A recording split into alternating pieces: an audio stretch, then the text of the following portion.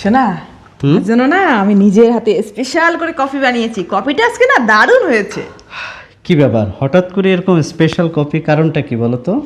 আরে তুমি আমার স্বামী না, একমাত্র স্বামী, আমি তোমার জন্য ছাড়া কার জন্য স্পেশাল করে কিছু বানাবো? হ্যাঁ, খুবই সুন্দর হয়েছে। শোনা বলছি কি, দেখো এই নেকলেসটা অনেক সুন্দর না? নেকলেস? হ্যাঁ ঠিক কি গোল্ডেন না? হ্যাঁ গোল্ডের, দেখো আমার কিন্তু খুব পছন্দ হয়েছে, আমাকে কিন্তু এটা কিনে দিতেই হবে। আচ্ছা, দাম কত?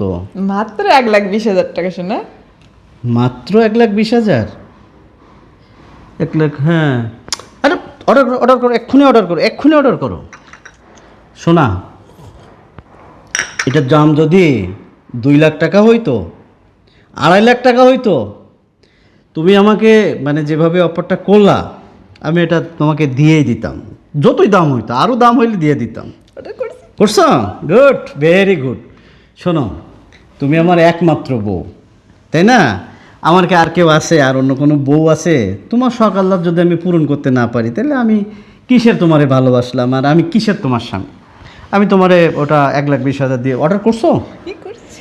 আচ্ছা, ভালো হয়েছে। শোনো, 1,20,000 টাকা তো, কিন্তু ওই যে প্রকৃতির তো 3 মাসের স্কুলের বেতন বাকি, আবার এই যে পরীক্ষার ফি প্রায় কত, 15, 16, 17,000 টাকার মতো।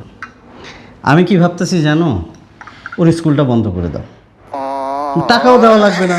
আবার এই যে তোমার টিফিনের একটা ঝামেলা আছে, রেডি করতে হয়, টিফিন খরচ আছে, এটা বেঁচে গেল।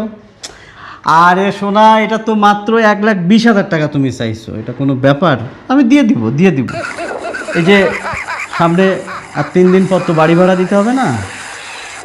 তো বাড়ি ভাড়া না দিতে পারলে বাড়িওয়ালা এসে বলবে না যে আপনারা এখান থেকে চলে যান, তখন আমরা এই মালপত্র গুছায় একদম ওই যে বটতলা আছে, আফতাবনগরের বটতলা, ওই জায়গায় থাকবো, ওই জায়গায় গিয়ে সংসার বাঁধবো, গাছতলায় থাকবো। ভালোবাসার জন্য মানুষ কত কিছু করে, আর তুমি এটা করতে পারবে না?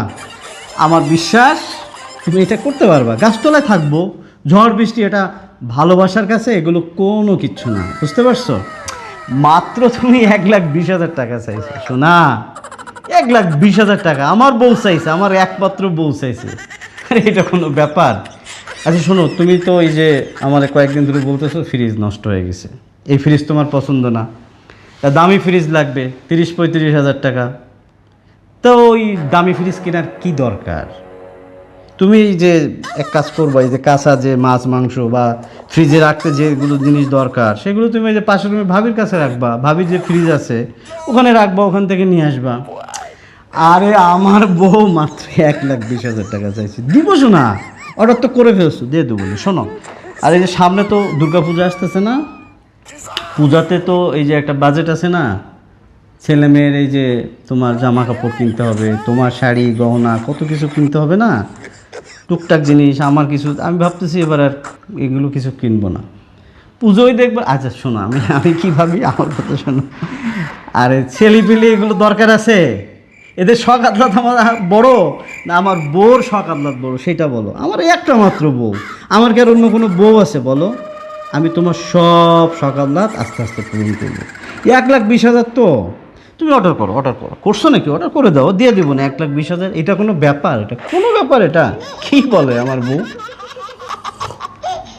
তুমি যে দিবা না সেটা তো সোজাসুজি বললেই পারতা প্রথমে। এই ট্রেন নিয়ে সারা রাত ধরে রামায়ণ ভরানোর দরকার ছিল আমার? আমি কি একবারও বলছি যে তোমাদের দিব না? ধরো, যাও কপি দাও। কি হইলো, খাওয়া শেষ হয়নি তো?